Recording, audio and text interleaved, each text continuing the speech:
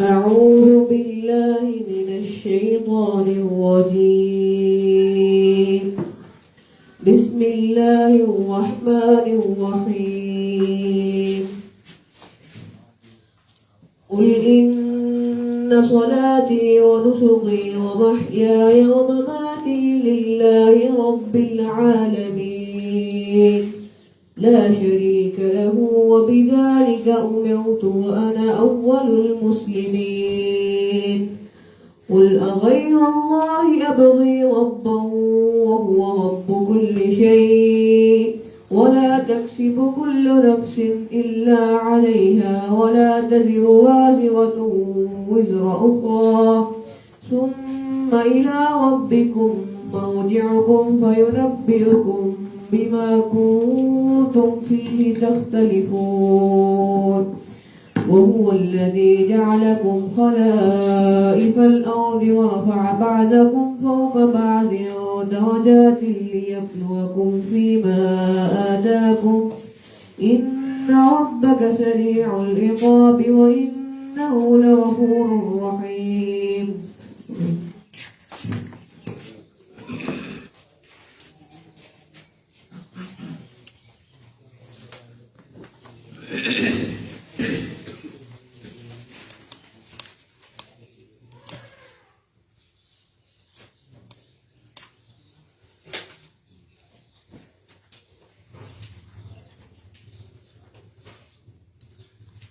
الحمد لله رب العالمين والصلاة والسلام على رسوله الكريم نبينا محمد وعلى آله وأصحابه أجمعين وبعد. قال الله عز وجل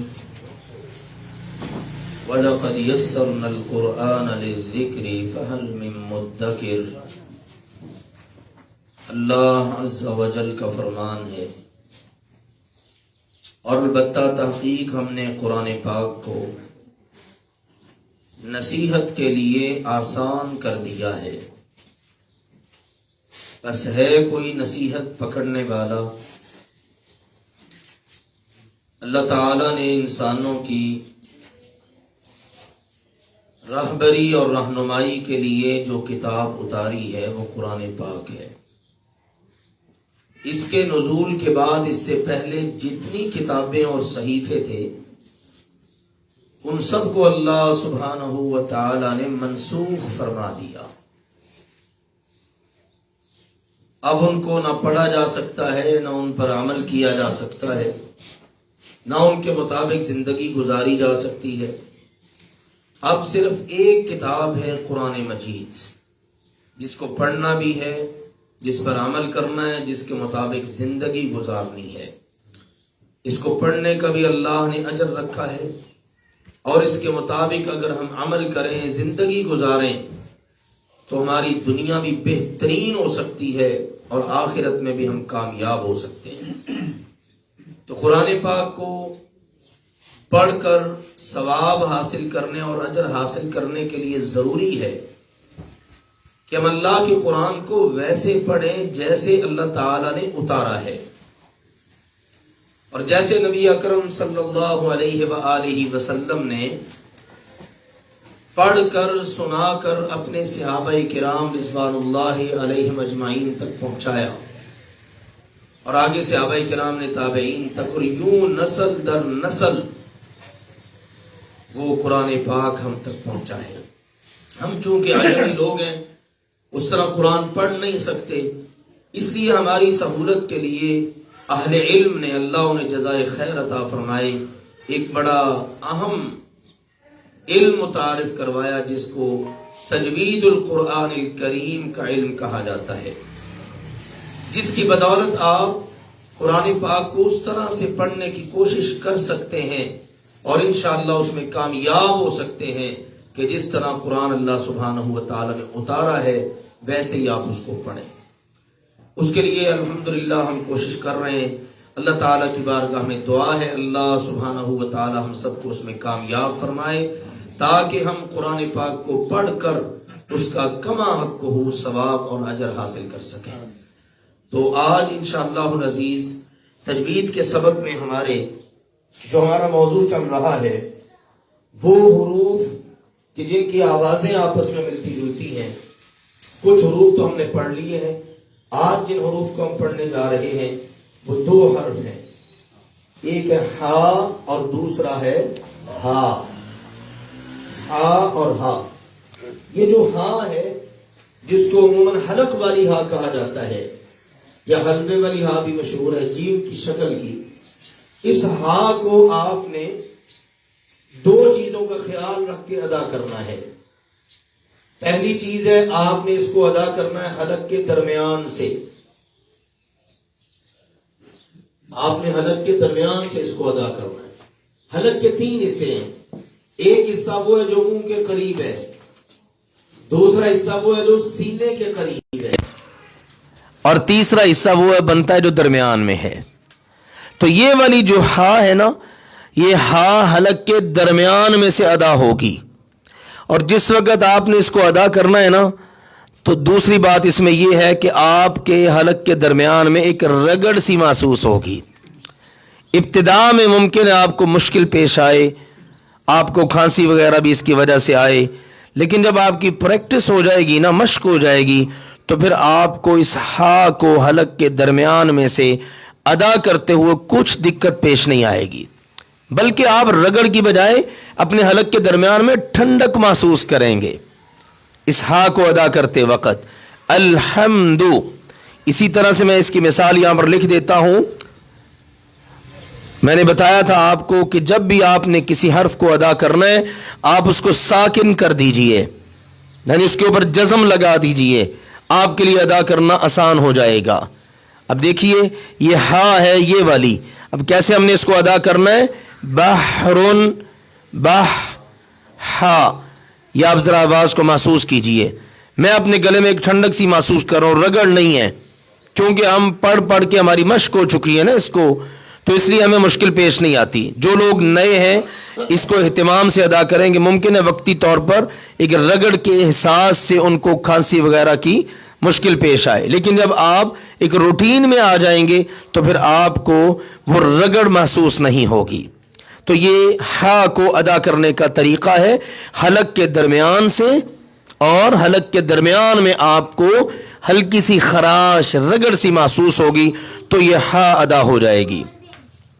دوسرا ہے ہا، یہ 2 آنکھوں والی ہا. یہ ادا کرنا آسان ہے، اور یہی وجہ ہے کہ جہاں پر یہ والی ہا لکھی ہوتی ہے نا وہاں پر بھی یہ والی پڑھ دیتے ہیں نا. آسان ہے نا تو اس لیے پڑھی جاتی ہے. لیکن یاد رکھنی ہے بات، حرف بدلے گا تو معنی بدل جائے گا. آپ نے اس ہا کی بجائے یہ والی ہا پڑھ دی تو معنی تو بدل گیا نا. الحمد آپ پڑھ دیں معاذ اللہ الحمد، پڑھتے بھی ہیں لوگ الحمد. الرحمن الرحیم، نہیں یہ ٹھیک نہیں ہے. آپ نے ویسے پڑھنا ہے جیسے اللہ تعالیٰ نے اتارا ہے، ٹھیک ہے نا. اقرأ القرآن بلحون العرب، ویسے پڑھنا ہے جیسے عرب پڑھا کرتے تھے، نبی اکرم صلی اللہ علیہ وسلم پڑھا کرتے تھے. اللہ نے کہا میں نے تھوڑا تھوڑا کر کے قرآن اتارا اس لیے لِتَقْرَأَهُ عَلَى النَّاسِ عَلَى مُكْثٍ، تاکہ ہمارا پیغمبر لوگوں کے سامنے اس کو تھوڑا تھوڑا کر کے پڑھ دے، لوگوں کو پڑھنا بھی آسان ہو جائے، سمجھنا بھی آسان ہو جائے. تو اس ہا کو ہم نے کیسے ادا کرنا ہے؟ یہ بڑا سمپل ہے. یہ جو ہائے ہوتا ہے نا، ہم عموماً اپنی زندگی میں استعمال کرتے ہیں، ہائے میرے اللہ. بعض لوگ ہائے میں مر گیا، ویسے یہ نہیں کہنا چاہیے، ٹھیک ہے نا. تو ہائے میرے اللہ، اللہ تعالیٰ کو یاد کرتے ہیں. تو یہ جو ہائے والی ہا ہے نا، اس کو اس طرح سے بس آپ نے ادا کرنا ہے، ہائے والی ہا کی طرح، ٹھیک ہے نا جی. اس میں کوئی مسئلہ نہیں ہے، اس کو ادا کرنے میں کوئی مشکل پیش نہیں آتی. جیسے مثال کے طور پر آپ دیکھیے نہرن، نہرن، نہر، عام طور پر ہم اس کو بڑی ایزیلی ادا کر لیتے ہیں. اب دیکھیے اس نہرن کا مطلب ہے نہر. ایک اور نہر استعمال ہوتا ہے، یہ والا نہرن، یہ ہا کے ساتھ ہے، اس ہا کے ساتھ. اس کا کیا مطلب ہوتا ہے؟ قربانی. اللہ آپ کو برکت دے. اس نہرن کا مطلب ہے قربانی. اس نہرن کا مطلب ہے نہر. یہ جو پانی والی نہر بہری ہوتی ہے نا، کتنا فرق ہے آپ اندازہ کریں. تو اس لیے اس چیز کو یاد رکھنا ہے. اللہ تعالیٰ کا فرمان ہے فصلی لربک ونحر، ہا ونحر، ونحر نہیں پڑھنا، ونحر پڑھ دیا تو کیا مطلب ہوگا؟ اپنے رب کے لیے نماز پڑھو اور نہر کھودو، یہ تو معنی بنتا ہی نہیں ہے. ہم نے پڑھنا ونحر، اپنے رب کے لیے نماز پڑھو اور قربان. ہمارے یہاں گھروں میں پنکھے چلتے ہیں نا چھت پر، اس کو مروحہ کہا جاتا ہے.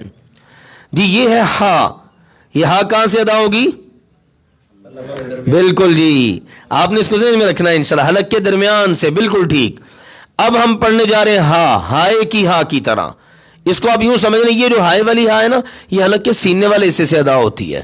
ہائے ہائے. اب جب اس ہا کو ادا کریں گے نا تو یہاں پر آپ کو نا یہ حلق کے یہ جو سینے کے ساتھ ملا ہوا ہے، یہاں پر آپ کو جنبش سی وائبریشن محسوس ہوگی. جی ماہرن. اب اس میں اہتمام نہیں ہے، یہ بڑا ایزی ہے. ماہرن، ماہر جو بندہ بڑا ایکسپرٹ ہوتا ہے اس کے لیے کلمہ استعمال ہوتا ہے. مہاجرن، شہرن، مہندسن، سہولتن. جی ان تمام کلمات کے معنی بریکٹ میں لکھے ہوئے ہیں. حاکم، حاکم. مادح، مدح سے ہے تعریف کرنے والا. بحر، سمندر. احمد، احمد ہمارے پیارے نبی کریم صلی اللہ علیہ وسلم کے دو نام مبارک، ایک کا دونوں کا قرآن پاک میں ذکر ہوا ہے، محمد اور احمد. مروحۃ، پنکھا. ماہر، ماہر. مہاجر، مہاجر. شہر، مہینہ. مہندس، انجینئر. سہولت، سہولت، آسانی. لیجئے اب حسب عادت ہم دونوں کو ملا کے انشاءاللہ پڑھیں گے، اوپر والا کلمہ اور نیچے والا، اور پریکٹس دونوں ہا کی ہو جائے گی، ہا اور ہا کی. ٹھیک ہے جی. جی حلا، حلا. جی دوبارہ سے جی، ہا پہلے والے کو بھی ذہن میں رکھنا، دوسرے والے کو بھی، اور آپ کو خود فرق محسوس ہو جائے گا. اکٹھا پڑھنے کا یہ فائدہ ہوتا ہے. حلا، حلا. پہلے آپ نے پورا سیٹ مجھ سے سن لینا ہے توجہ کے ساتھ، پھر اسی کے مطابق آپ نے ادا کرنا ہے. حلا، حلا. ماشاء اللہ، دیکھیں نا آوازوں میں فرق واضح محسوس ہو رہا ہے.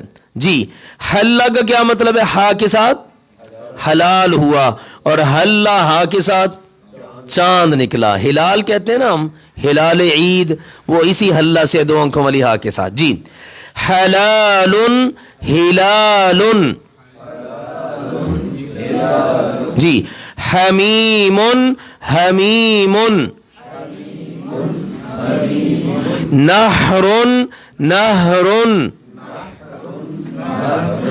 حمزۃ، حمزۃ. جی دیکھیے ان تمام کلمات میں پڑھی جانے والی ہا اور ہا کا فرق ہمارے سامنے آ گیا. کلمات کے معنی لکھے ہوئے، حلا حلال ہوا، اور حلا چاند نکلا. حلال، حلال، یہ چیز حلال ہے، یہ چیز حلال ہے، یہ وہ. ہلال، چاند. حمیم، گرم پانی، اور حمیم، پریشان. ایک بندہ پریشان حال ہوتا ہے اس کے لیے حمیم کا لفظ استعمال ہوتا ہے. نہر، قربانی، اور نہر، نہر. حمزہ، سیدنا حمزہ رضی اللہ تعالیٰ عنہ کا نام، ٹھیک ہے نا. اور حمزہ، حمزہ جو ہم لکھتے ہیں، یہ حمزہ، یہ جی الف ہے، یہ حمزہ ہے، یہ جی. تو یہ تھا جی آج کا ہمارا سبق تجوید کے حوالے سے. تو اس کے بعد انشاءاللہ تعالیٰ دوسری چیز اور دوسری جو ہماری کوشش ہے وہ یہ ہے کہ ہم قرآن پاک کو سمجھیں، اور اتنا آسان ہو جائے ہمارے لیے سمجھنا کہ جس وقت ہم پڑھیں یا ہمارے سامنے پڑھا جا رہا ہو تو ہمارے لیے اس کو سمجھنا آسان ہو جائے، ہم سمجھ سکیں کیا پڑھا جا رہا ہے. اس کے لیے کچھ علامات ہیں، انتہائی آسان فہم. کچھ علامتیں ہم نے پڑھ لی ہیں، یہ علامت ہو تو یہ ترجمہ. اور الحمدللہ خوشی کی بات ہے پچھلی کلاس میں بھی آپ نے الحمدللہ وہ دوران ترجمہ آپ نے خود ترجمہ کیا ہے. آج بھی انشاءاللہ ہم کریں گے، لیکن اس سے پہلے ہم کچھ علامات پڑھ لیتے ہیں، بڑی آسان ہے. تا زبر تا، یہ تا والا سیٹ ہے، تا زیر تی، اور تیسرا ہے تا پیش تو، اور چوتھا ہے تا کے اوپر جزم. یہ ساری تا ہے، لیکن آپ دیکھیے عربی زبان کا کمال اور اس کی جامعیت. یہ حرکت بدلتی ہے نا تو معنی بھی بدل جاتا ہے. حرف تو وہی ہے, ایک چیز ہم نے وہ پڑھ رکھی ہے, حرف بدلے گا تو معنی بدل جائے گا, لیکن اس میں یہ بھی ہے حرکت بدلے گی تو معنی ہی بدل جائے گا. وہ کہتے ہیں نا, ایک نقطے نے محرم سے مجرم بنا دیا. ہم دعا دیتے رہے, وہ دغا پڑھتے رہے. وہ نقطے کا ہی اتار چڑھا ہوا ہے نا, اور ہیر پھیر ہے. حرکات کا بھی اسی طرح سے ہے.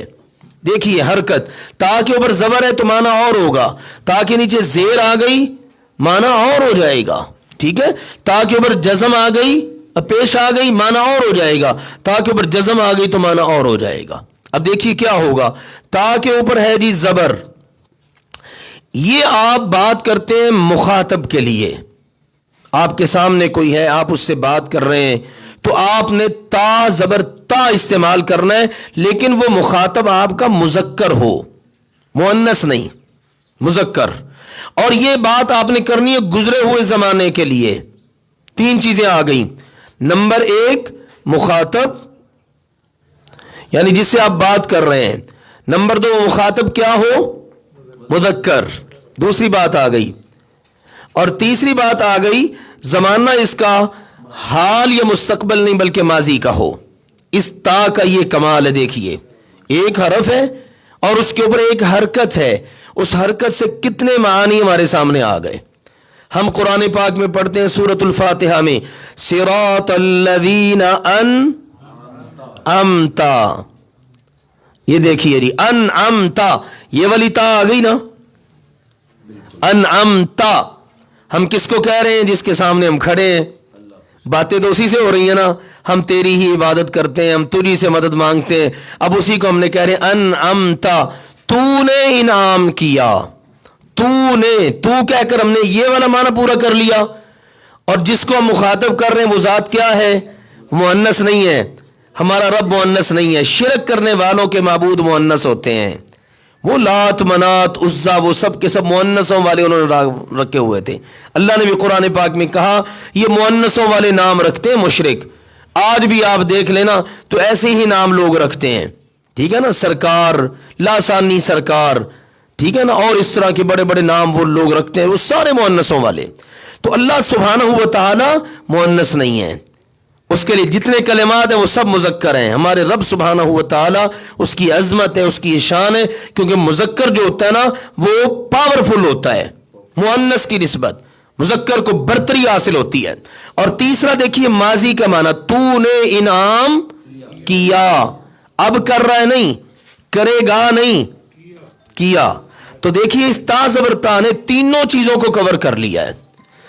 یہ ایک علامت. دوسری علامت جی تا زیر تی, بالکل سیم ہے, مخاطب, لیکن یہاں پر مؤنث آ جائے گا, مذکر کی بجائے مؤنث, اور باقی ماضی اسی طرح سے ہی. ٹھیک ہے جی, تاظر تی مخاطب, لیکن مخاطب آپ کے سامنے مؤنث ہے, فیمیل ہے, عورت ہے. آپ اپنی بیٹی کو, بہن کو, والدہ محترمہ کو, بیوی کو, کسی کو مخاطب کر رہے ہیں تو آپ اس کے لیے تاظر تی کا کلمہ استعمال کریں گے, اور یہ بھی ماضی کے لیے. ٹھیک ہے نا, آپ کے ساتھ کسی نے بڑا اچھا سلوک کیا ہے, آپ کی وائف نے, آپ اس کو شاباش دینا چاہتے ہیں, آپ کہتے ہیں احسنتی, احسنتی, آپ نے بہت اچھا کیا. جیسے ہم شاباش دیتے ہیں, آپ کی بیٹی نے آپ کے ساتھ بہت اچھا سلوک کیا ہے, کوئی اچھا کام کیا, بڑا اچھا کھانا پکا دیا ہے, آپ اس کی حوصلہ افزائی کرتے ہیں. عربی میں کہتے ہیں احسنتی, ماشاء اللہ, احسنتی, سبحان اللہ, کتنی خوبصورت بات ہے, آپ نے تو بہت ہی اچھا کیا ہے. ٹھیک ہے نا, اس طرح سے. تو یہ احسنتی تاظر تی نے یہ تینوں معانی کور کر لیے, مخاطب بھی اور مؤنث اور ماضی. اس کے بعد ہے تا پیش تو. اس کے اندر آ جائے گا سب سے پہلے مخاطب کی بجائے متکلم. متکلم سے کون مراد ہوتا ہے, بذات خود متکلم میں ہوں نا, کلام کرنے والا, تو متکلم میں بذات خود. اس کے بعد یہ مذکر اور مؤنث دونوں آ جائیں گے. مذکر بات کرے یا مؤنث بات کرے تو ان دونوں نے یہی کلمہ استعمال کرنا ہے, اور باقی ویسے ہی ماضی. تا پیش تو, جیسے مثال ہے انعمتا کی جگہ پہ آپ لگا دے تا پیش تو, کیا مطلب ہوگا, میں نے انعام کیا. بالکل ٹھیک, انعمتو, میں نے انعام کیا. ماں اپنے بچے کو احسان یاد دلاتی ہے، بیٹا دیکھو میں نے آپ کو فلاں موقع پہ انعام نہیں دیا، انعمت۔ والد صاحب کرتے ہیں بچے کو تو وہ بھی یہی کہیں گے انعمت، میں نے انعام کیا۔ اب دیکھیں قرآن پاک، میں نے بذات خود ایک شخص کو، ایک بزرگ کو قرآن پڑھتے ہوئے دیکھا، وہ پڑھ رہے تھے صراط الذین انعمت علیہم۔ کیا یہ صحیح ہے؟ یا اللہ مجھے ان لوگوں کا راستہ دکھا جن پر میں نے انعام کیا۔ ان پتہ نہیں تھا نا بیچاروں کو، پھر میں نے سمجھایا نہیں یہ تو کلمہ کفر بن جاتا ہے، آپ کا انعام کس میں ہو سکتا ہے؟ ان انعام یافتہ لوگوں سے تو نبی، ولی، صدیق، شہداء، صالحین مراد ہے، تو ان پر آپ نے انعام کیا ہے۔ آپ دیکھیے حرکت یہ ہے زبر، دیکھیے زبر زیر پیش، حرکت بدری، معنی کتنا بدل گیا۔ آپ کہنا یہ چاہ رہے ہیں یا اللہ جن پر آپ نے انعام کیا ہے، تو آپ نے انعام کیا ہے کے لیے کیا بولنا پڑے گا؟ انعمتا، اور میں نے انعام کیا اس کے لیے کیا بولنا پڑے گا؟ انعمتو، میں نے انعام کیا۔ لیجئے تا کے اوپر آ جاتی ہے جزم، اس میں آ جاتی ہے غائب، ٹھیک ہے نا؟ تینوں چیزیں ہوتی ہیں نا، یا تو جس سے آپ بات کر رہے ہیں وہ آپ کے سامنے ہے، یا آپ خود ہیں، یا تیسری شکل یہ ہوتی ہے جس کے بارے میں آپ بات کر رہے ہیں نا وہ یہاں پر ہے نہیں، وہ یہاں سے ابسنٹ ہے، غائب ہے، تو اس میں پہلی چیز آ جائے گی غائب، ٹھیک ہے جی۔ دوسری چیز اس میں آ جائے گی مؤنث، کسی غیر موجود مؤنث فیمیل کے بارے میں آپ بات کر رہے ہیں تو اس کے لیے آپ تا کے اوپر جزم لے آئیں گے، ٹھیک ہے نا؟ مثال کے طور پر گھر میں آتا ہے بچہ، آتا ہے گھر میں، سسٹر ہے گھر میں، اب والدہ محترمہ موجود نہیں ہے، وہ کہتا امی جان کہاں پہ ہیں؟ وہ کہتی گھر پر نہیں ہے، غابت، وہ غائب ہے، یا وہ ذہبت، وہ گئی ہوئی ہیں، وہ گھر سے باہر ہے، خارجت، وہ نکلی ہوئی ہے گھر سے باہر۔ اس طرح سے کوئی بھی آپ کلمہ استعمال کر سکتے ہیں۔ ہم یہاں پر لے آتے ہیں آسان سا کلمہ داخلت، ٹھیک ہے؟ وہ ایک عورت داخل ہوئی،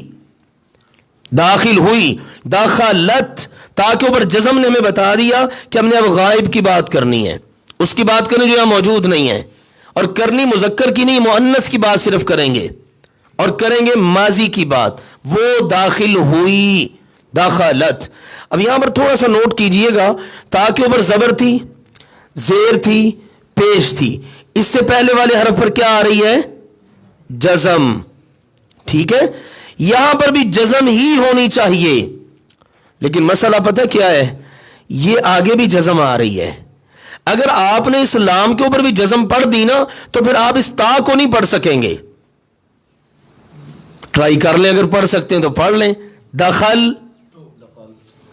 تا پڑھی نہیں جا سکتی آگے، کیونکہ تا کے اوپر بھی جزم ہے، جزم کے اوپر آپ کی بریک لگ گئی ہے، دخل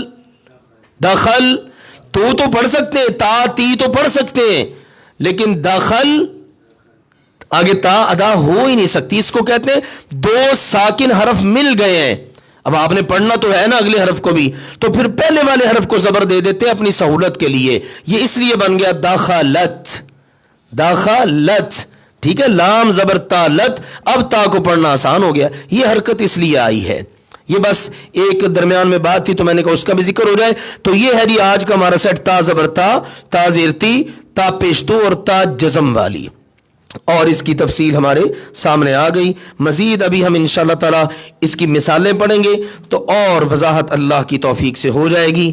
باقی آپ پورا ویک ہوتا ہے، پیپر آپ کے پاس ہوتے ہیں، مطالعہ کیا کریں۔ مزید اگر کوئی سوالات آپ کے ذہن میں آئیں کسی بھی سبق سے متعلق تو بلا جھجک اللہ کی توفیق سے کیا کریں، کیونکہ سوال کرنا جو ہے نا یہ بھی حصول علم کا ایک ذریعہ ہے۔ تا تی تو اور تا جزم والی، فرماتے ہیں یہ چاروں علامتیں فعل کے آخر میں آتی ہیں، جیسا کہ ابھی ہم نے پڑھ لیا ہے، وضاحت ہو گئی ہے، یہ اسم کے آخر میں نہیں آ سکتی، فعل کے آخر میں آئیں گی، اور ان کی موجودگی میں گزرے ہوئے زمانے کا ترجمہ کیا جاتا ہے۔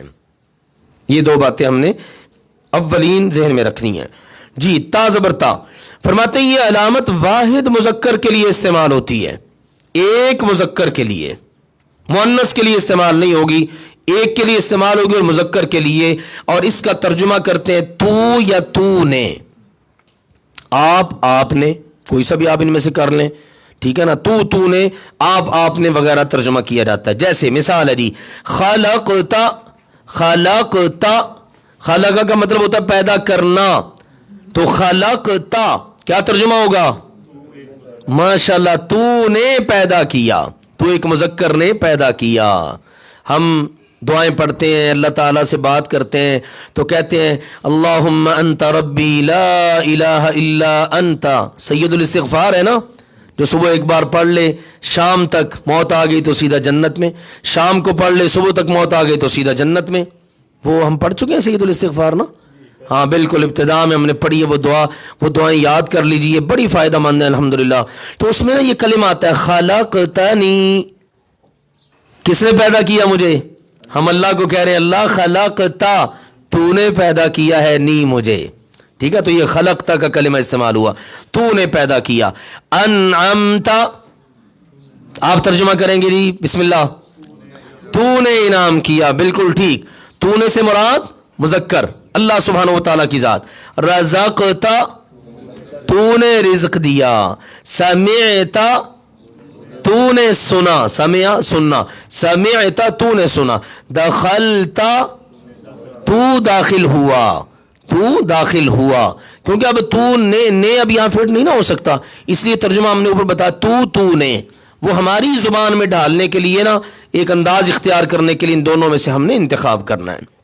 تاذرتی، یہ علامت واحد مؤنث کے لیے استعمال ہوتی ہے، ایک مؤنث کے لیے، اور اس کا ترجمہ بھی تو نے کیا جاتا ہے.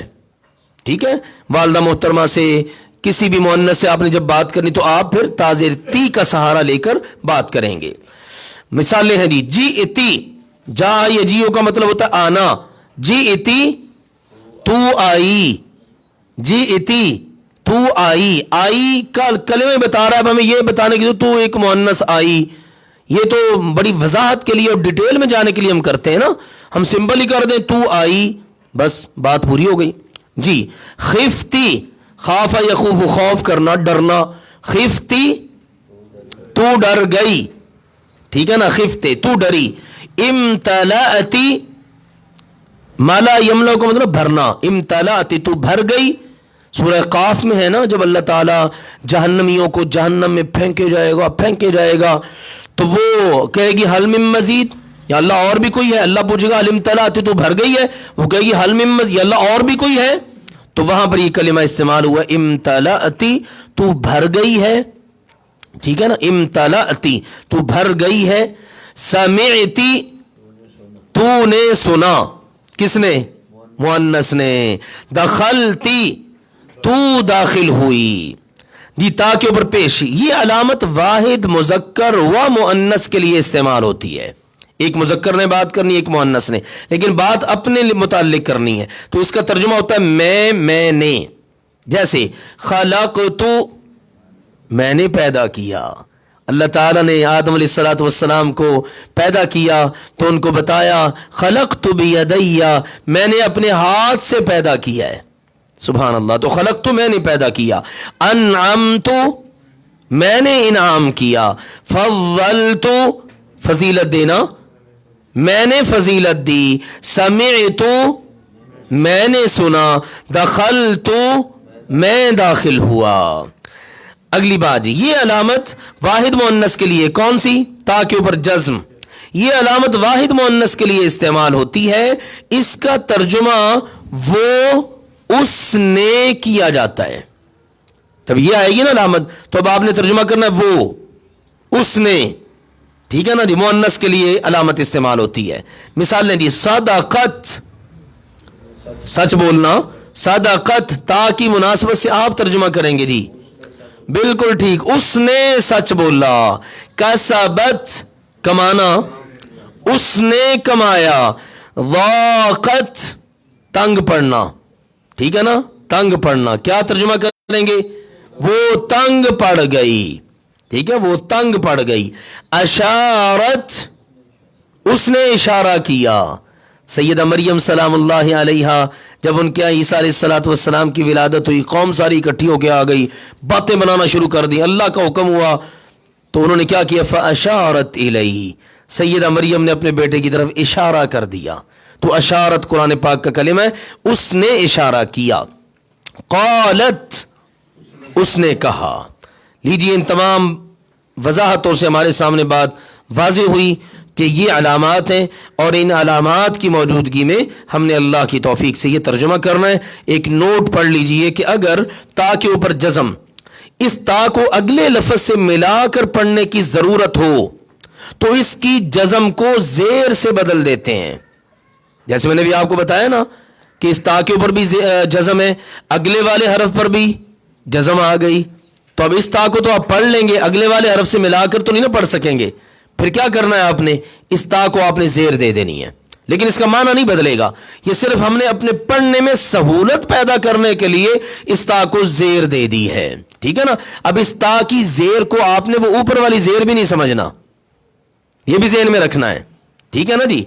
जैसे देखिए जी, मिसाल के तौर पर अल्लाह ताला का फरमान है, इज़ा वक़अतिल वाक़िआ, इज़ा वक़अतिल वाक़िआ। अब गौर कीजिएगा जरा, इस ता के ऊपर क्या थी, जज़म।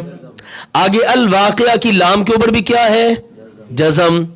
अब हम पढ़ेंगे इज़ा वक़अत, अब लाम को कैसे पढ़ेंगे, वो तो पढ़ा ही नहीं जाएगा, जज़म के ऊपर तो ब्रेक लग गई है। अब क्या किया हमने, इस ता को दे दिया ज़ेर, तो ये अब आगे पढ़ना आसान हो गया ना, इज़ा वक़अतिल वाक़िआ। अच्छा, एक और बात, अगर कहीं पर ऐसी शक्ल हो तो आप कैसे पहचानेंगे कि ये ता वो वाली नहीं है जिसका हमने तर्जुमा तू एक मुअन्नस करना है, ये तो ता वो वाली है जिसका हमने वो एक मुअन्नस तर्जुमा करना है। कैसे पहचानेंगे, आपने इससे पहले वाले हरफ को देख लेना है। ता से पहले वाला हरफ कौन सा है, आइन।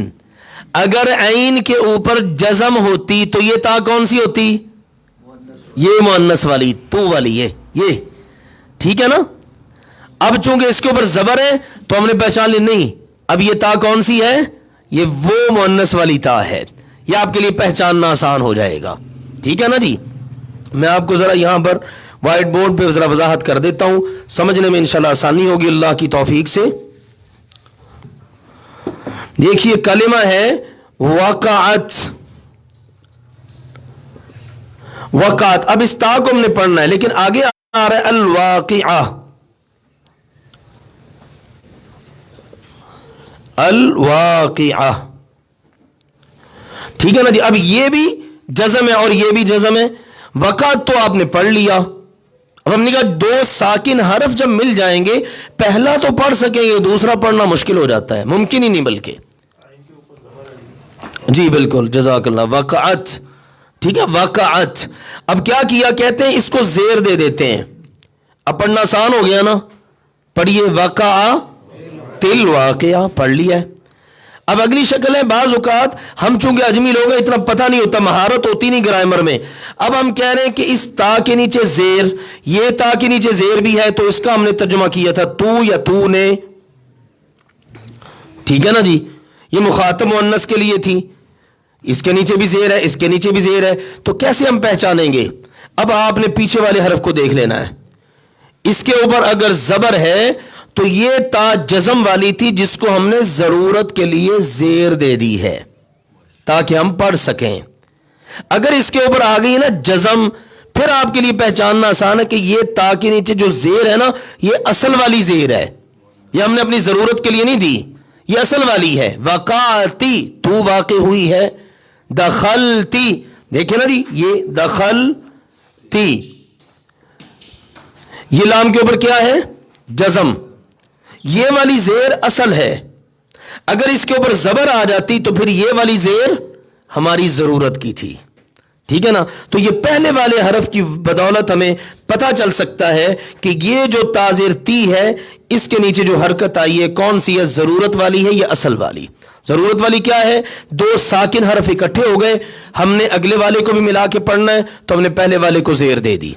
जैसे ऊपर हमने ज़बर, ये हरकतें, इनका यही कमाल होता है कि आप अपनी ज़रूरत को बवक्त ज़रूरत पूरा कर सकते हैं। लेकिन आज इंशाअल्लाह ताला हमने पढ़ना है सूरतुल फलक को अल्लाह की तौफीक के साथ।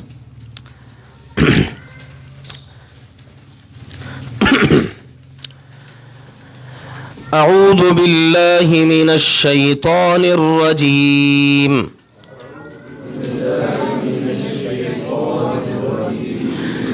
بسم اللہ الرحمن الرحیم قل اعوذ برب الفلق من شر ما خلق ومن شر غاسق اذا وقب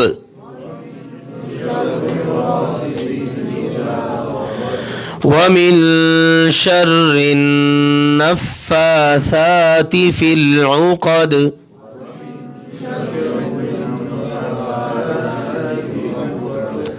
جی ومن شر حاسد اذا حسد.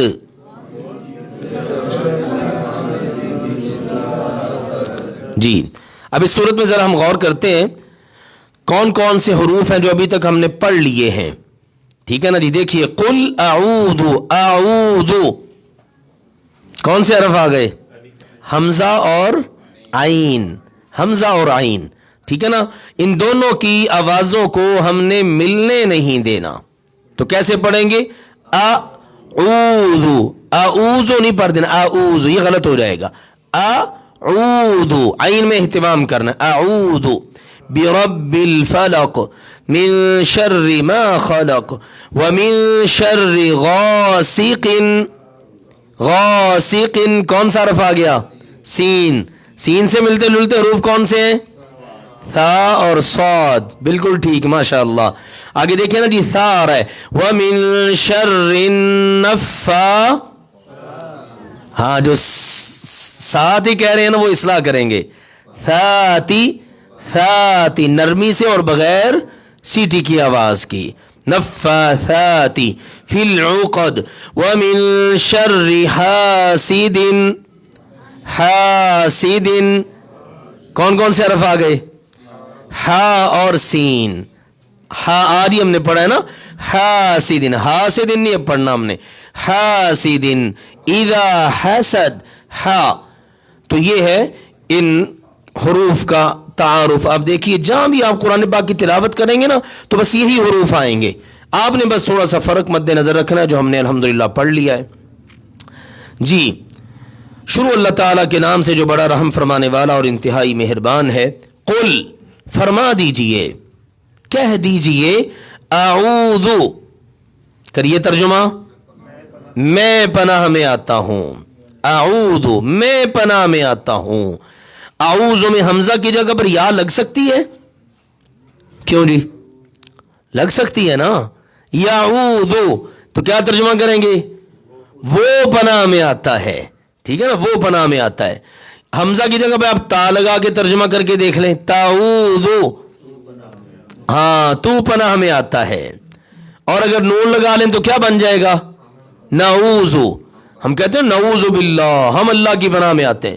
کوئی ایسی بات ہو جائے نا جو بڑی ناگوار گزرتی ہے تو ہم کہتے ہیں نعوذ باللہ. ٹھیک ہے نا. تو یہ نعوذ نون آ گیا. تو دیکھیں نا جی ہم نے حمزہ یا تا نون سب کو سیٹ کر کے دیکھ لیا ہے تو کلمہ کا معنی ہم نے خود سے کر لیا الحمدللہ. تو اعوذ میں پناہ میں آتا ہوں بربی رب کی، الفلق مخلوق کے. الفلق فلک جو ہے نا فلک کا اس کے متعدد معانی اہل علم نے ذکر کیے جن کا خلاصہ یہ ہے فلک کہتے ہیں پھاڑنے والی کو، پھٹنے کو. اور اس کے لیے عموماً اہل علم صبح کا لفظ بھی استعمال کرتے ہیں کیونکہ جب صبح کا اجالا ہوتا ہے نا روشنی، وہ چونکہ رات کے اندھیرے کو پھاڑ کے نکلتا ہے نا تو اس لیے اس کو کہہ دیتے ہیں صبح. ٹھیک ہے نا. اس کو الفلک کہا جاتا ہے صبح کو. اسی طرح ہر چیز کا وجود اسی طرح سے ہوتا ہے. ٹھیک ہے نا. پھٹنے سے وجود میں آتا ہے نا. دانا زمین میں سے نکلتا ہے تو کیسے؟ زمین پھٹتی ہے تو دانا نکلتا ہے نا. چوزا دنیا میں آتا ہے تو کیسے؟ انڈا پھٹتا ہے تو چوزا دنیا میں آتا ہے. اسی طرح آپ جس مخلوق کو بھی دیکھ لیں، پودا پیدا ہو رہا ہے زمین سے، زمین پھٹتی ہے تو اس لیے اہل علم نے اس کا بڑا خوبصورت ترجمہ کیا مخلوق. اس میں سب کچھ ہی آ گیا. صبح بھی آ گئی، رات بھی آ گئی، دن بھی آ گیا، اللہ کی جتنی مخلوق ہے میں ساری مخلوق کے رب کی پناہ میں آتا ہوں. اس لیے ہم نے ترجمہ میں اسی کو اختیار کیا ہے کہ میں پناہ میں آتا ہوں مخلوق کے رب کی. من شرری، شر سے، من کا مطلب سے، شرری شر شرارت برائی، ما جو خلقا اس نے پیدا کیا، ہر اس چیز کے شر سے جو اس نے پیدا کی. اس میں اللہ کی ساری مخلوق آ گئی ہے، دن بھی، رات بھی، جاندار بھی، بے جان بھی، جتنی اللہ کی مخلوق ہے وہ ساری کی ساری اس میں آ گئی. اور دیکھیے کتنی وسعت کی حامل یہ سورہ مبارکہ ہے. اور میں انشاءاللہ آخر میں چل کر اس کے کچھ فضائل اور مناقب بیان کرتا ہوں آپ کے سامنے، جس سے ہمیں اندازہ ہوگا کہ یہ کتنی قیمتی صورتیں جو ہم پڑھ رہے ہیں. تو من شر ما خلق، ساری مخلوق کے شر سے.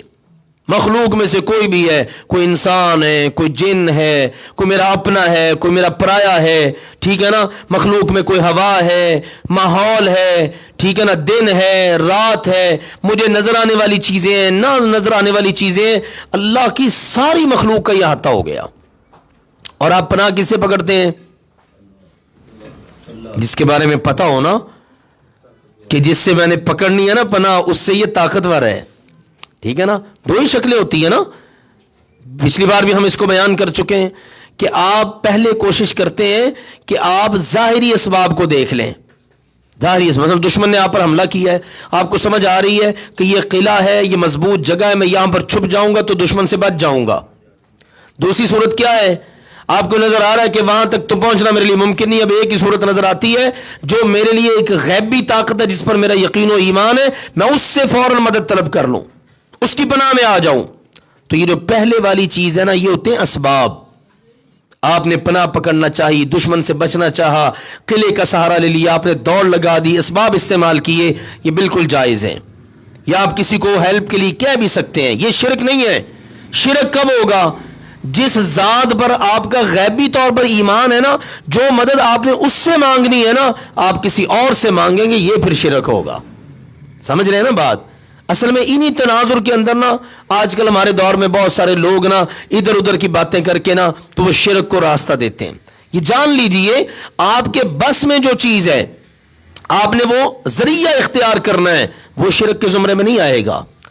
لیکن آپ کا جس غیبی طاقت پر ایمان ہے وہ ہمارا اللہ سبحانہ و تعالی ہے. ہم نے مشکل وقت میں جو اس سے مدد لینی ہے، اس کی پناہ پکڑنی ہے.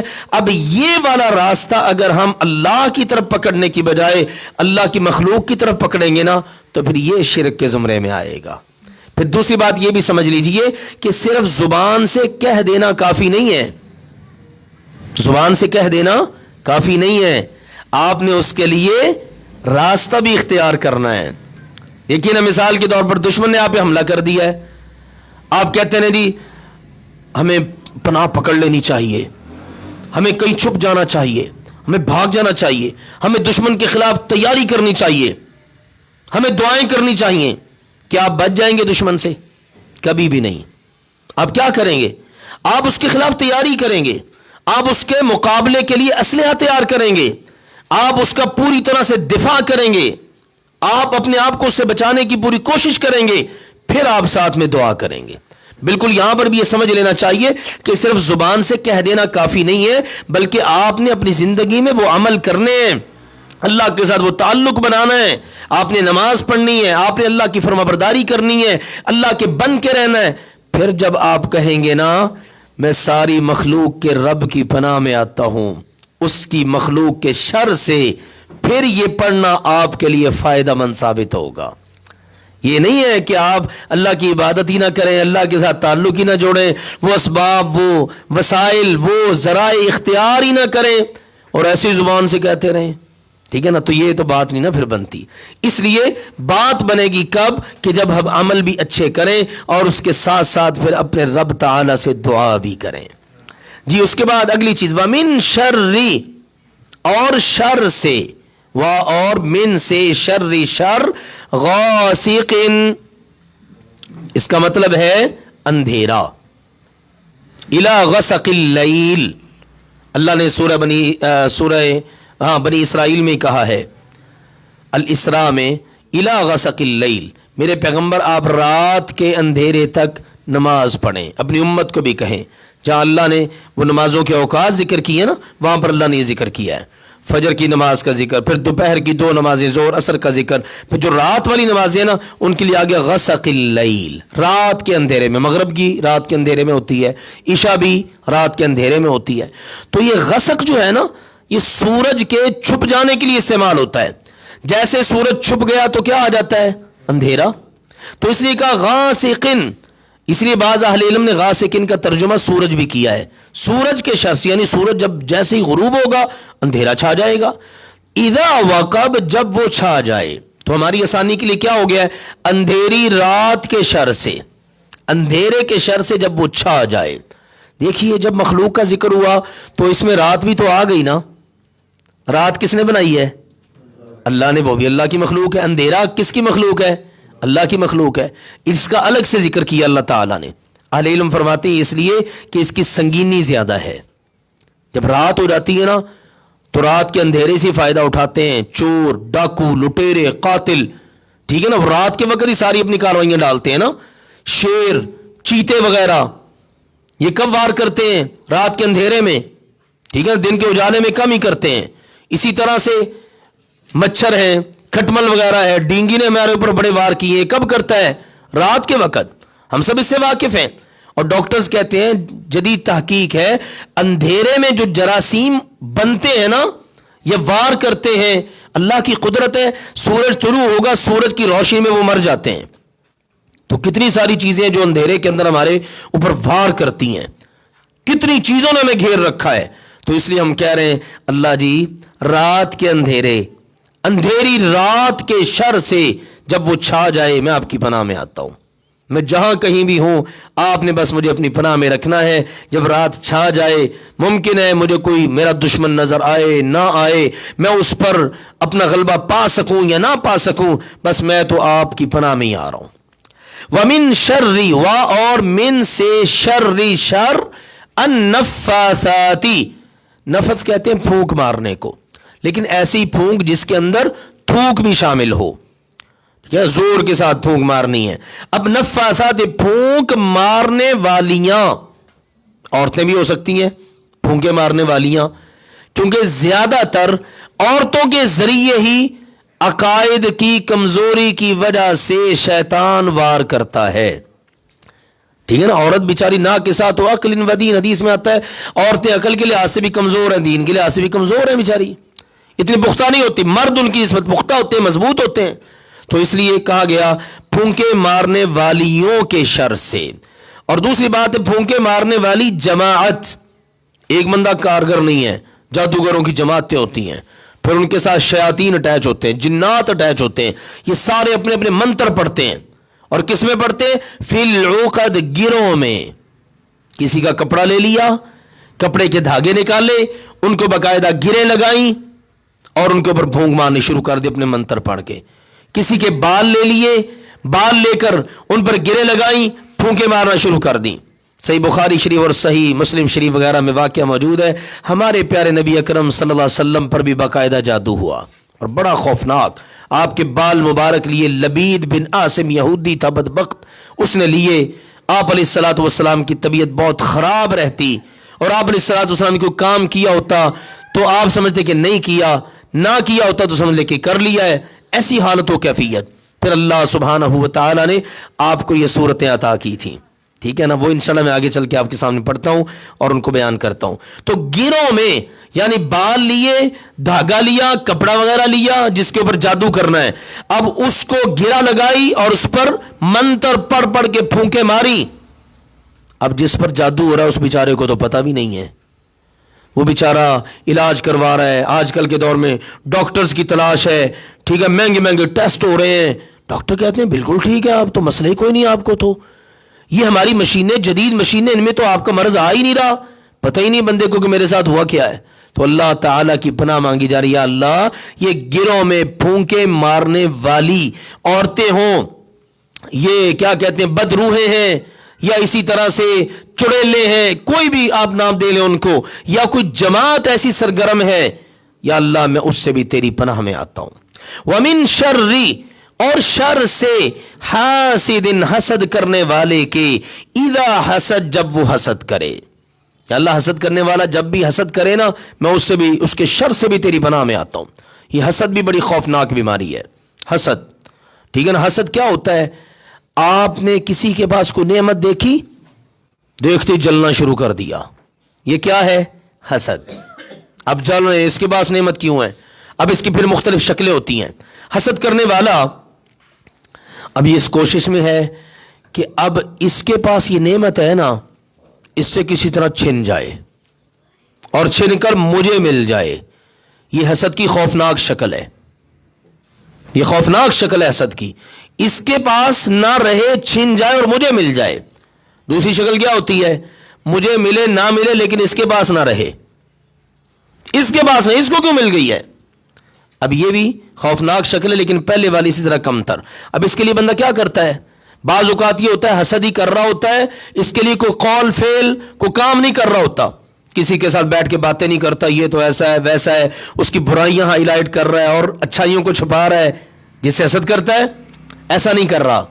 یا اس کے خلاف کوئی اقدام اٹھا رہا ہے، مثلا جادو کروانے کی کوشش میں ہے، اس کو نقصان پہنچانے کی کوشش میں ہے، حسد جو ہے اس سے. اگر یہ کرتا ہے تو یہ بڑی خوفناک شکل ہے.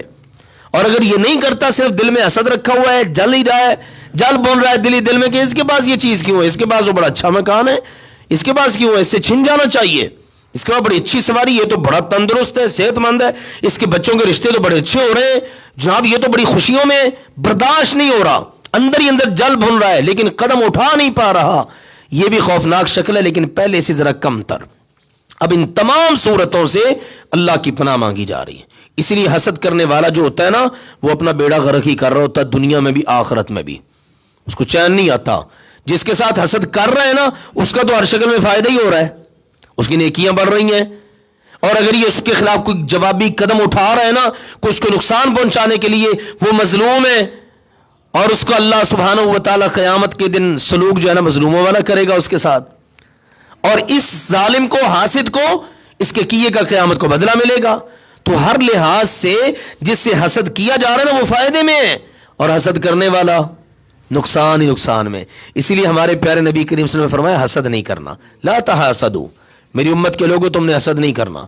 اور سب سے بڑی خوفناک بات یہ، حسد کرنے والا اللہ سبحانہ و تعالی کی رضا پہ راضی نہیں ہے، وہ اللہ کا دشمن بن جاتا ہے. نعمت دینے والا کون ہے؟ کسی کو گھر دیا، کسی کو نہیں دیا، کس کے فیصلے ہیں؟ کسی کو صحت دی یا نہیں دی، کس نے؟ اللہ کے فیصلے ہیں. کسی کو اپنے بچوں کے لیے اچھے رشتے مل گئے، کسی کو نہیں ملے. کسی کے بچے بڑی ماشاءاللہ پڑھ رہے ہیں، پوزیشنز لے رہے ہیں، سب ریل پیل ہے، کس کا فیصلہ ہے؟ اللہ کا. تو اس کا مطلب ہے یہ بندہ اللہ کے اوپر ناراض ہے کہ اللہ تو نے اس کو کیوں دیا. اللہ کے مقابلے میں آ جاتا ہے، اللہ دے رہا ہے اور یہ کہتا نہیں نہیں میں نے نہیں لینے دینا، میں نے اس سے چھین کے رہنا ہے. اس لیے حسد بڑی خوفناک چیز ہے. تو اللہ تعالیٰ نے کہا اذا حسد، جب وہ حسد کرے. یہ کیوں کہا؟ یہ اس لیے کہا ہے کیونکہ حسد کرنا یہ انسان کی فطرت میں شامل ہے. ٹھیک ہے نا؟ اپنے لیول پر اپنے ساتھ متعلقہ لوگوں کو آگے بڑھتے ہوئے کوئی بھی برداشت نہیں کرتا، یہ انسانی فطرت ہے. آپ دیکھ لیں، سب سے پہلی آسمان کے اوپر جو نافرمانی ہوئی وہ اسی حسد کی وجہ سے تھی. کس نے کی تھی؟ ابلیس، شیطان نے. اللہ نے جب آدم علیہ السلام کو عزت دی نا تو یہ جل بھن گیا، میں اس سے بہتر ہوں، تو نے اس کو مٹی سے پیدا کیا، مجھے آگ سے، میں اس کو سجدہ کیوں کروں. اس لیے اہل علم فرماتے ہیں آسمان پر جو سب سے پہلی اللہ کی نافرمانی وہ حسد کی وجہ سے ہوئی ہے، اور زمین پر جو پہلی نافرمانی ہوئی وہ بھی حسد کی وجہ سے ہوئی ہے. حابیل اور قابیل والا قصہ ذہن میں لائیے. آدم علیہ السلام کے دونوں بچے ہیں، ایک کی عمل اللہ نے قبول کر لیا، دوسرے کا نہیں ہوا. وہ جس کا نہیں نہ وہ جل بن گیا، حسد میں آ گیا، میں تجھے قتل کر دوں گا. کس پر ناراض تھا؟ اللہ پر، کیوں قبول کرنے والی ذات تو اللہ کی ہے نا. یوسف علیہ السلام کو کنویں میں جانا پڑا، کس وجہ سے؟ بھائیوں کے حسد کی وجہ سے. بہت ساری مثالیں ہیں. تو یہ حسد جو ہے نا اپنے برابر کے، جو اپنے برابر کا ہوتا ہے نا، اپنی ٹکر کا بندہ، اس کو آگے بڑھتا ہوا کوئی بندہ برداشت نہیں کر سکتا. بعض لوگ کیا کرتے ہیں، وہ علاج کر لیتے ہیں اور وہ کامیاب ہیں، اور یہ ایمان کی اعلیٰ کیفیت ہے. دل میں حسد آیا، یہ میرا بھائی آگے بڑھ رہا ہے، اس کے پاس فلاں نعمت ہے، یا اللہ اس کو بھی مبارک فرما، مجھے بھی عطا کر. یا اللہ میں اس کے لیے دعا گو ہوں، یہ ہمیشہ تندرست رہے، صحت مند رہے، توانا رہے، فائدہ ہی فائدہ ہے، ایمان بھی بڑھ رہا ہے، حسد سے جان بھی چھوٹ رہی ہے، شیطان اپنے سر میں خاک ڈال رہا ہے، اور آپ اللہ کے محبوب بن رہے ہیں۔ آپ جو اپنے بھائی کے لیے دعائیں کر رہے ہیں نا، آپ تو اس کے لیے کر رہے ہیں، اللہ نے آپ پر فرشتے مقرر کر دیے، وہ آپ کے لیے کر رہے ہیں، یا اللہ یہ جو کچھ اپنے بھائی کے لیے مانگ رہا ہے تو اس کو عطا فرما، تو یہ کرنا چاہیے نا۔ لیکن بعض اوقات بندہ کیا آتا ہے، حسد آتا ہے تو وہ علاج کرنے کی بجائے نا شیطان کے ہاتھوں مغلوب ہو کر حسد کرنا شروع کر دیتا ہے، تو ہر وقت چونکہ حسد نہیں نہ ہو رہا ہوتا، تو اس لیے کہا گیا جب وہ حسد کرے یا اللہ حسد کرنے والے کے اس وقت کے شر سے میں تیری پناہ میں آتا ہوں۔ یہ ہے جناب سورۃ الفلق۔ اب یہ جو آخری 3 سورتیں ہیں نا، اور ان میں سے بھی خاص طور پر یہ بعد والی 2 سورتیں، یہ بڑی ہی قیمتی ہیں، بڑی ہی قیمتی ہیں۔ احادیث کو سماعت کیجیے جو ابھی میں بیان کرنے لگا ہوں، اور ان پر عمل کیجیے، آپ کی زندگی میں انشاءاللہ سکون آ جائے گا۔ ہم سکون ڈھونڈتے ہیں، آج یہ سب سے بڑا مسئلہ ہے ہمارے معاشرے کا، ٹینشن، فلاں کی طرف سے ٹینشن ہے جی، اور ٹینشن کی وجہ پھر کتنی بیماریاں جنم لیتی ہیں، شوگر ہو گیا جی، بلڈ پریشر ہو گیا جی، ہر وقت بندہ بیچارہ ایسے ہے جیسے مرا جناب، روحانی بیماریاں جی، کسی کی نظر لگ گئی ہے جی، کسی کا حسد ہو گیا جی، فلاں ہو گیا فلاں ہو گیا، سبحان اللہ۔ آئیے میں آپ کے سامنے کچھ احادیث مبارکہ بیان کرتا ہوں۔ سیدنا عقبہ بن عامر رضی اللہ تعالی عنہ بیان کرتے ہیں کہ رسول اللہ صلی اللہ علیہ وآلہ وسلم نے فرمایا، الم تر آیات انزلت اللیلۃ لم یر مثلہن قط۔ آپ نے فرمایا میری امت کے لوگوں غور کرو، آج کی رات میرے اوپر جو آیات اتری ہیں نا، ان جیسی آیات کائنات میں کوئی دیکھی ہی نہیں گئی۔ لم یورا مثلہن، ان کی مثل دکھائی کوئی نہیں دیتی، پھر ساتھ کا قط، کبھی بھی۔ پورا قرآن پاک آپ پڑھ جاؤ، آپ پورے کا پورا اوراد، وظائف، اذکار کا ذخیرہ دیکھ لو، پہلی کتابوں میں، اوالی میں، صحیفوں میں، کہیں بھی آپ کو ان جیسی آیات نظر نہیں آئیں گی۔ کون سی ہیں وہ؟ فرمایا قل اعوذ برب الفلق وقل اعوذ برب الناس۔ یہ 11 آیات ہیں جن کی مثل ہمارے پیارے نبی کریم صلی اللہ علیہ وسلم نے فرمایا ہے ہی نہیں۔ یہ صحیح مسلم شریف میں حدیث موجود ہے۔ اسی طرح ایک اور حدیث جو سنن نسائی میں ہے، ابن عابس جوہنی رضی اللہ عنہ روایت کرتے ہیں، وہ کہتے ہیں رسول اللہ صلی اللہ علیہ وسلم نے فرمایا، توجہ سے سنیے گا اس حدیث کو، آپ نے فرمایا الا اخبرک بافضل ما يتعوذ به المتعوذون، میں تمہیں کوئی ایسی افضل ترین چیز نہ بتاؤں کہ پناہ پکڑنے والے اس کے ذریعے پناہ پکڑتے ہیں۔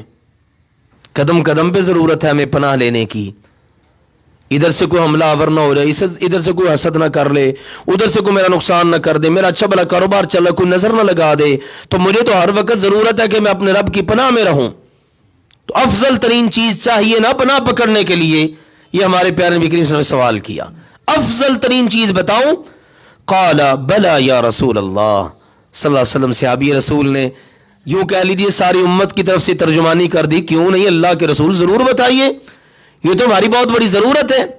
تو رسول اللہ صلی اللہ علیہ وسلم نے فرمایا قل اعوذ برب الفلق وقل اعوذ برب الناس، ہاتین السورتین، یہ 2 سورتیں ہیں، قل اعوذ برب الفلق اور قل اعوذ برب الناس، یہ افضل ترین اللہ کا کلام ہے جس کے ذریعے اللہ سے پناہ پکڑی جا سکتی ہے۔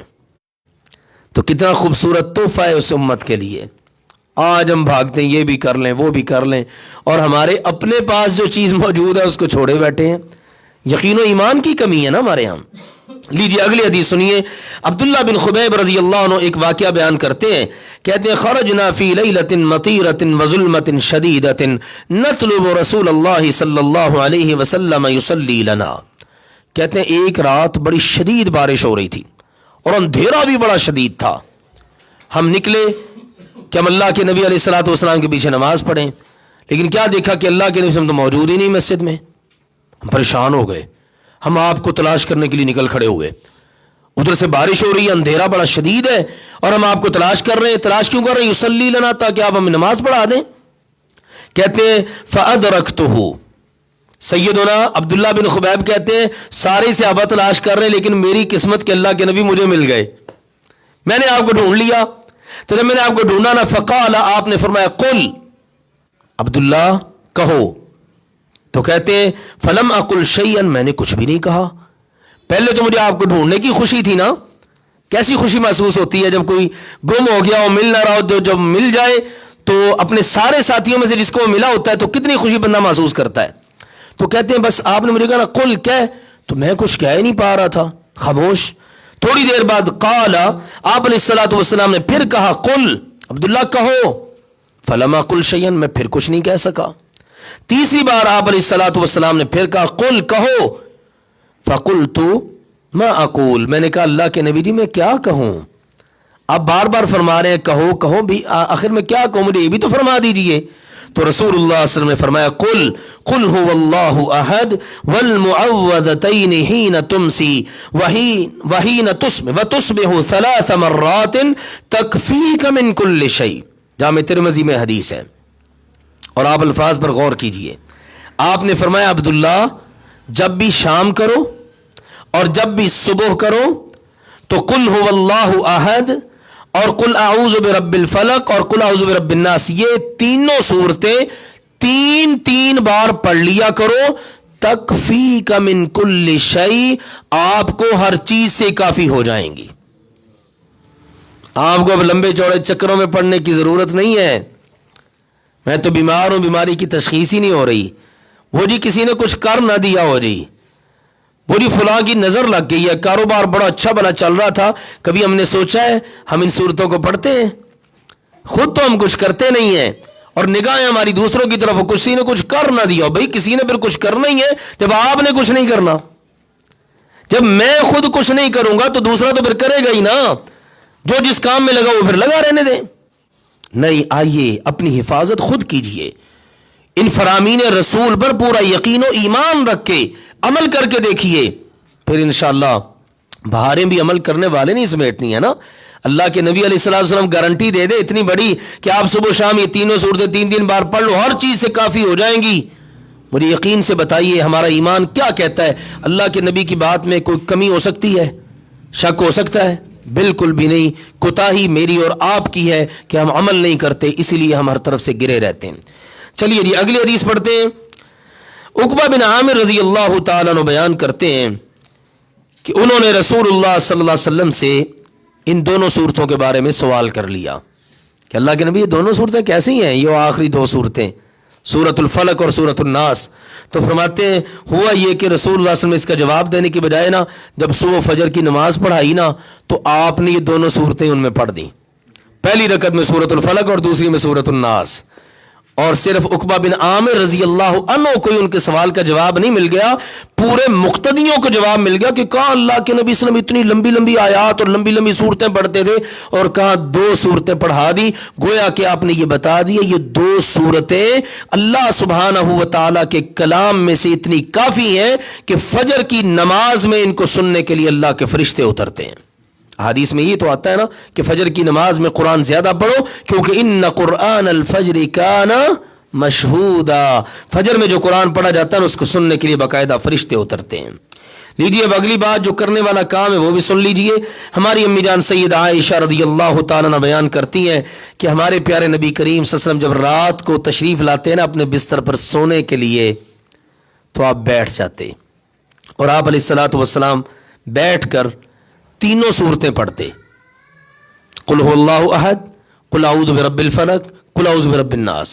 ان کو پڑھنے کے بعد اپنی دونوں ہتھیلیوں میں پھونک مارتے، اپنی دونوں ہتھیلیوں پر پھونک مارتے. بستر پر بیٹھے ہو، اب اس کے بعد سونا ہے، لیٹنا اور لیٹ کر پھر باقی دعائیں پڑھنی ہیں.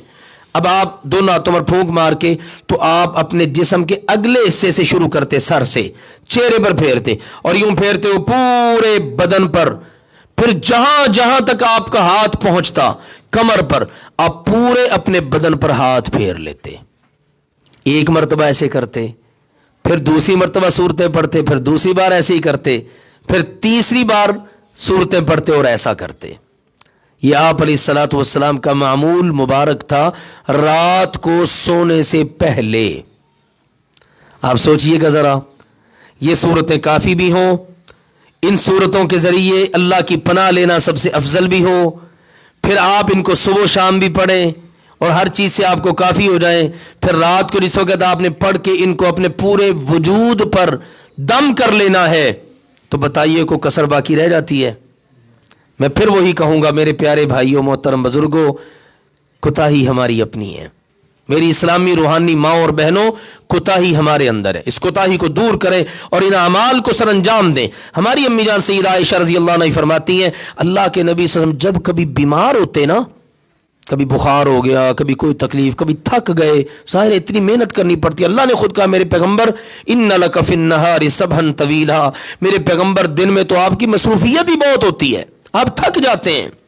کتنا اللہ کو ترس آیا اپنے نبی کریم صلی اللہ علیہ وسلم پر، تو آپ علیہ الصلوۃ والسلام کیا کرتے؟ جب بھی بیمار ہوتے نا، یہ تینوں صورتیں پڑھ کے اپنے دونوں ہاتھوں پر پھونک مار کے پورے جسم پر ہاتھ پھیر لیتے۔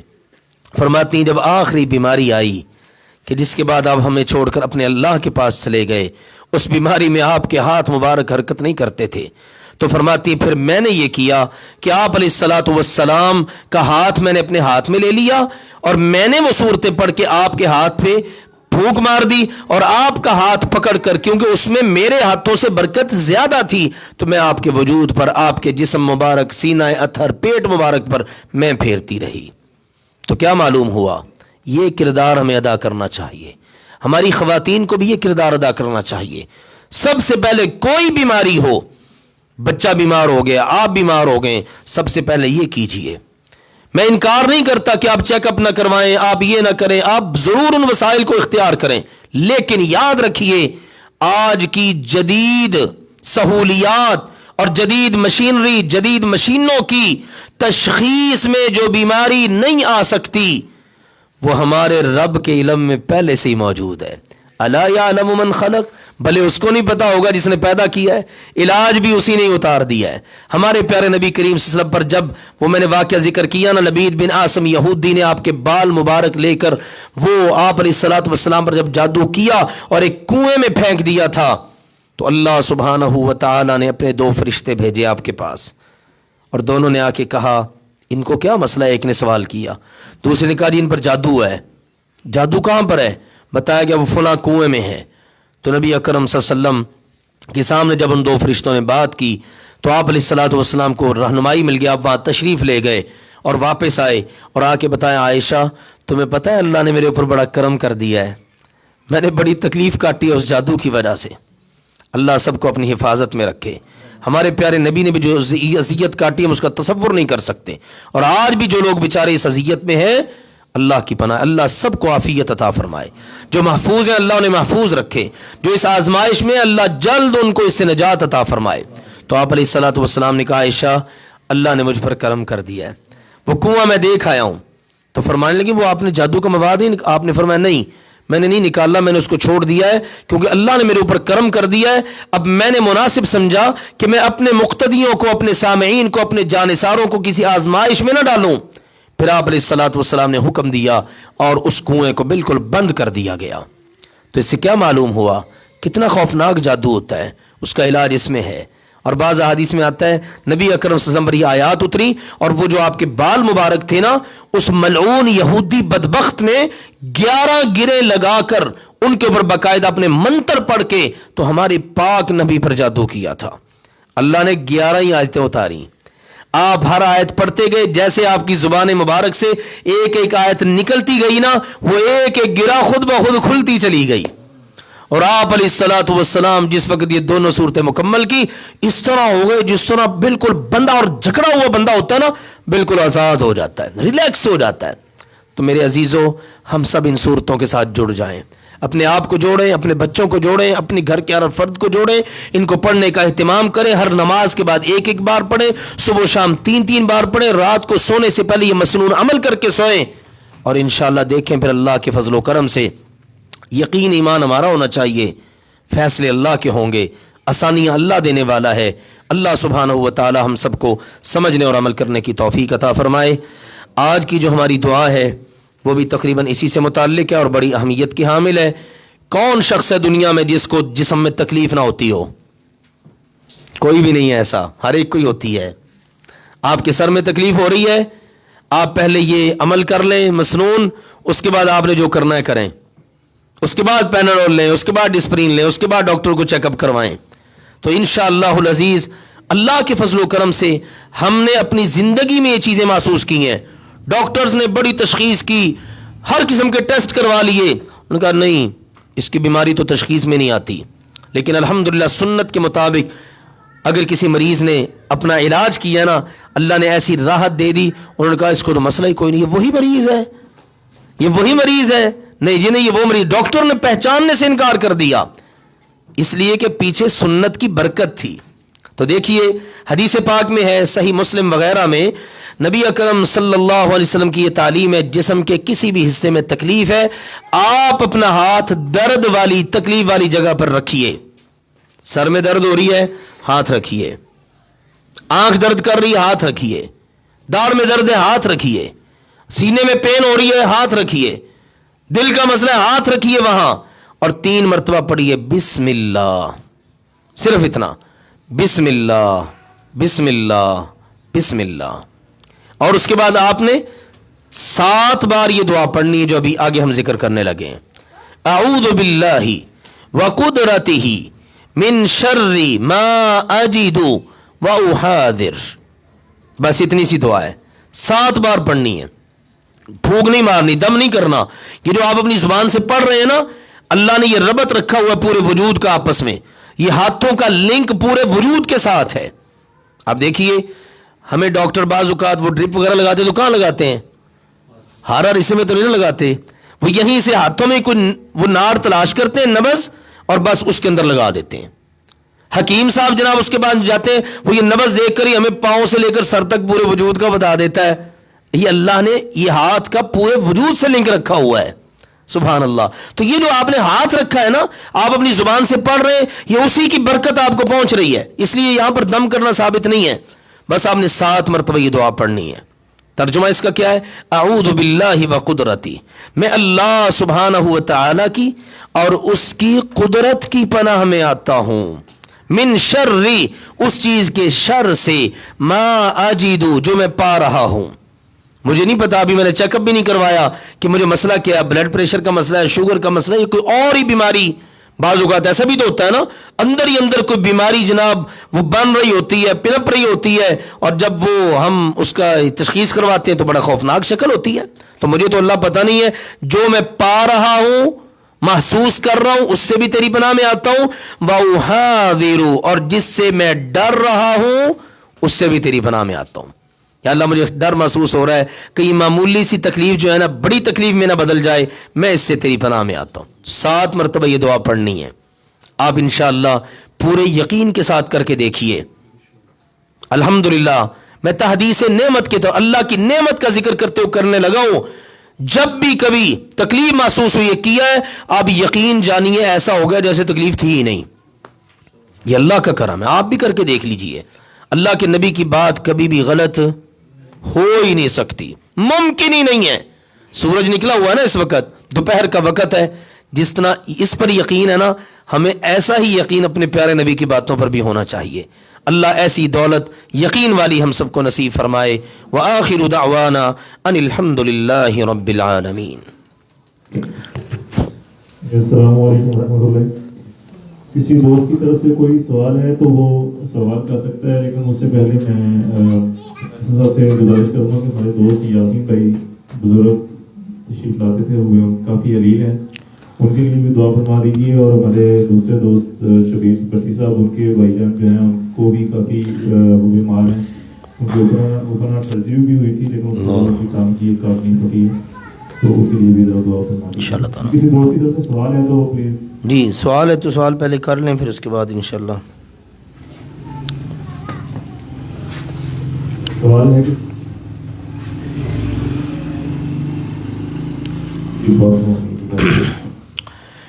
یا رب لک الحمد کما ینبغی